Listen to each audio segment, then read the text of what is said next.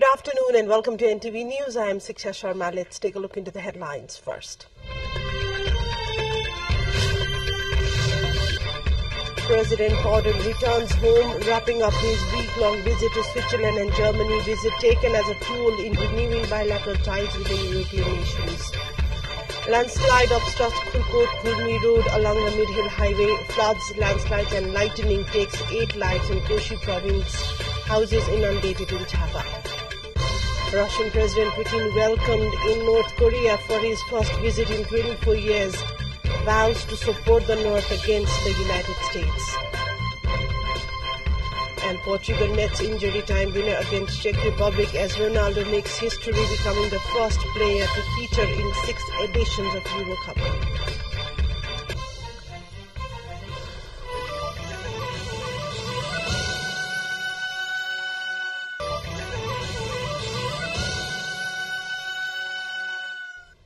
Welcome back to NTV News. We take a look into other updates in the home front, where President Ramchandra Paudel has returned home, wrapping up his week-long visit to Switzerland and Germany. The President was welcomed at the VVIP lounge of Tribhuvan International Airport this morning. Vice President Ram Sahai Prasad Yadav, Prime Minister Pushpa Kamal Dahal, ministers among others welcomed the President upon his arrival. On the occasion, Nepal Army offered a gun salute in honor of the President. The President's recent visit to Switzerland and Federal Republic of Germany are expected to be instrumental in further consolidating and renewing Nepal's bilateral ties with these European nations.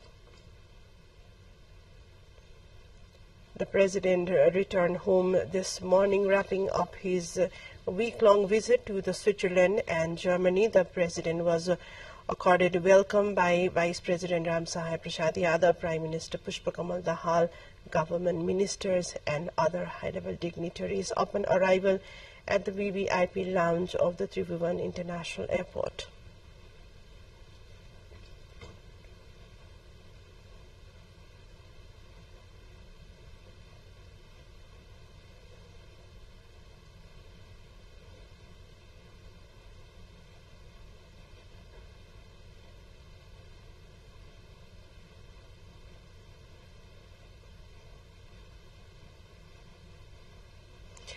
The meeting of the House of Representatives under the Federal Parliament continues today as well. The meeting has been various topics of the Ministry of Youth and Sports is scheduled to be discussed under the Appropriation Bill 2081.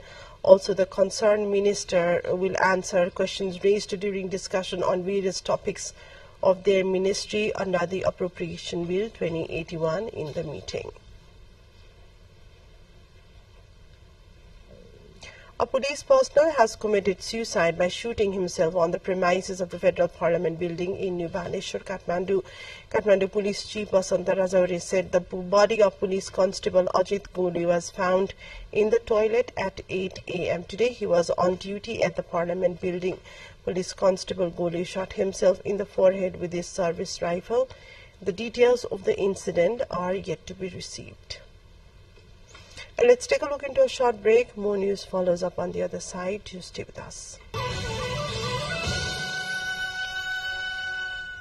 Welcome back to NTV News. Towards the other update, where severe heat has taken life of a person in Dhangadi. 53-year-old Balram Magrathi of Dhangadi Sub-Metropolitan City 16 died at the hospital following the incident. A spokesperson of the District Police Office, Kailali Kabindra Singh Bohra, said Magrathi fainted due to excessive heat and was taken to Sethi Provincial Hospital for treatment, where he breathed his last. Meanwhile, Dhangadi Sub-Metropolitan City has announced closure of schools in the city for 3 more days owing to extreme temperatures there. Landslides have blocked at least 3 places of the Kurkot-Kurmi Road section along the Mid-Hill Highway.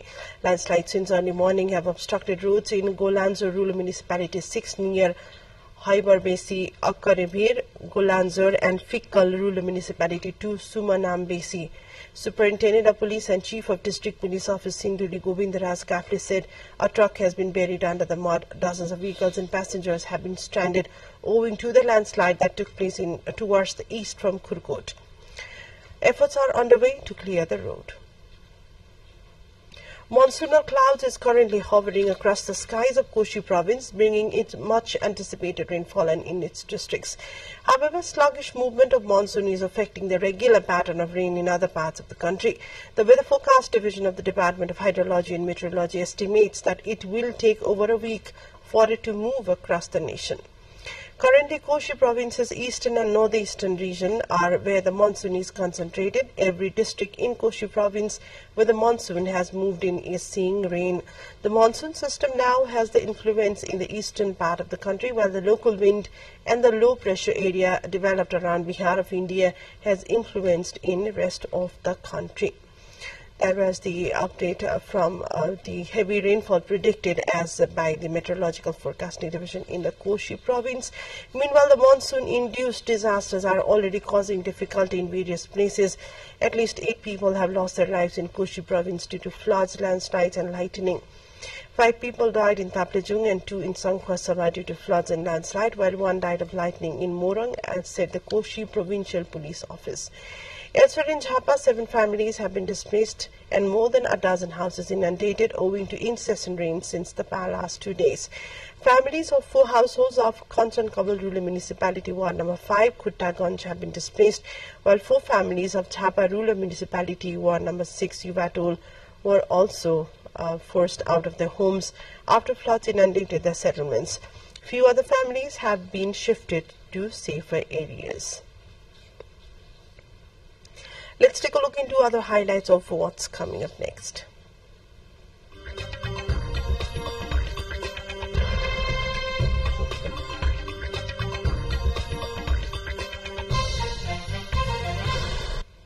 Russia's President Vladimir Putin and North Korean leader Kim Jong-un inspect Guard of Honor at a welcome ceremony in Pyongyang. It is Putin's first trip to North Korea since 2000 and comes as Western countries accuse Kim of supplying arms to historic ally Russia for its use in Ukraine. Putin vows to deepen trade and security ties with the reclusive nuclear-armed state and to support it against the United States. Putin's plane touched down in Pyongyang around 2:45 a.m. local time, following a stopover in Russia's Far East. The U.S. and its Asian allies are trying to work out just how far Russia will go in support of the North Korean leader, whose country is the only one to have conducted the nuclear weapon test in 21st century. In a signal that Russia, a veto-wielding member of the UN Security Council, is reassessing its entire approach to North, Putin praised Pyongyang ahead of his arrival for resisting what he said was U.S. economic pressure, blackmail and threats. Boeing's chief executive David Calhoun faced a grilling from U.S. senators about the company's culture as he apologized to family members of plane crash victims who shouted at him throughout the hearing. Calhoun testified on Tuesday to Congress that the company had learned from past mistakes and that the process for employee whistleblowers works, but lawmakers still accuse him of not doing enough to rectify a culture of retaliation. The U.S. company most recently was put in the spotlight when a door panel fell off a new 737 MAX plane during an Alaska Airlines flight in January, leaving a gaping hole. As part of an ongoing investigation, Boeing whistleblowers told the Senate in April that the 737 MAX, the 787 Dreamliner, and the 777 models had serious production issues. Priyanka Gandhi, sister of India's main opposition Congress leader Rahul Gandhi, is set to contest her first election, ending decades of anticipation by her supporters. Gandhi is a descendant of the Nehru-Gandhi family, India's most famous political dynasty, and her electoral debut will be closely watched. The by-election will mark the end of a decades-long wait by Congress supporters for Gandhi's involvement in electoral politics. The 52-year-old will contest the Wayanad seat in the southern Indian state of Kerala after her brother relinquishes it. A win for her would mean the presence of all 3 Gandhi family members in the Indian parliament. Her mother, Sonia Gandhi, former president of the Congress party, is an MP in the Rajya Sabha, the upper house of the Indian parliament. Her brother, Rahul Gandhi, won the recent parliamentary elections from both Wayanad and Uttar Pradesh's Raebareli seats. Let's take a look into other highlights of what's coming up next.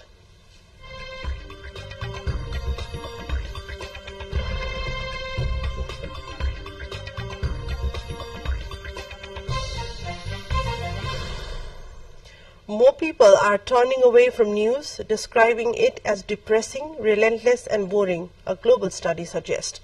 Almost 4 in 10, that is 39% people worldwide, said they sometimes or often actively avoid the news, compared with 29% in 2017, according to the report by Oxford University's Reuters Institute. Wars in Ukraine and the Middle East may have contributed to people's desire to switch off the news, the report's author said. It is said that news avoidance is now at record high levels. People across 47 countries were surveyed by the YouGov in January and February for this year's digital news report. Taking you to London now, where the rare Arum Titan shows off its rare flower at the Kew Gardens, London, a spectacle expected to last another 2 to 3 days. The species is the most fragrant flower in the world, says the Gardens, which explains why the Arum Titan is nicknamed the corpse flower, with the strong odor it gives off to attract pollinators. The flower can grow up to 3 meters tall, and seeing it in bloom is rare. As Kew Gardens points out, it can take up to 12 years for a plant to gather enough energy to produce its first flower, and subsequently bloom occur every few years. Time now for sports update.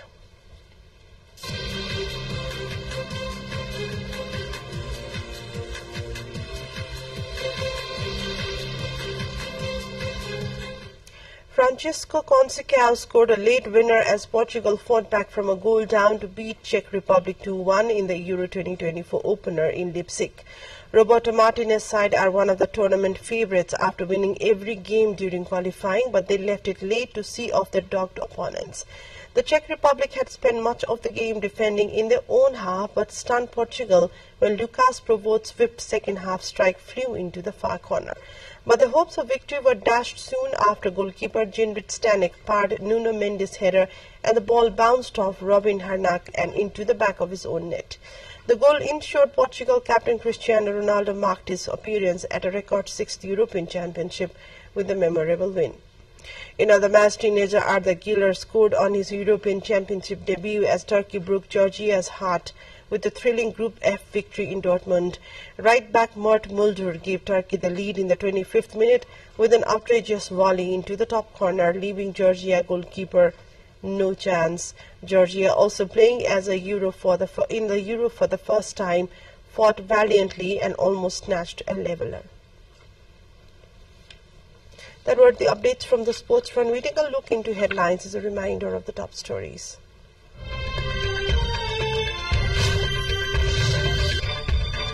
President Powell returned home, wrapping up his week-long visit to Switzerland and Germany, visit taken as a tool in renewing bilateral ties with the European nations. Landslide obstructs Kirkuk-Gurmi Road along the Mid-Hill Highway. Floods, landslides and lightning takes 8 lives in Koshi province. Houses inundated in Java. Russian President Putin, welcomed in North Korea for his first visit in 24 years, vows to support North against the United States. And Portugal nets injury time winner against Czech Republic as Ronaldo makes history, becoming the first player to feature in 6 editions of Euro Cup.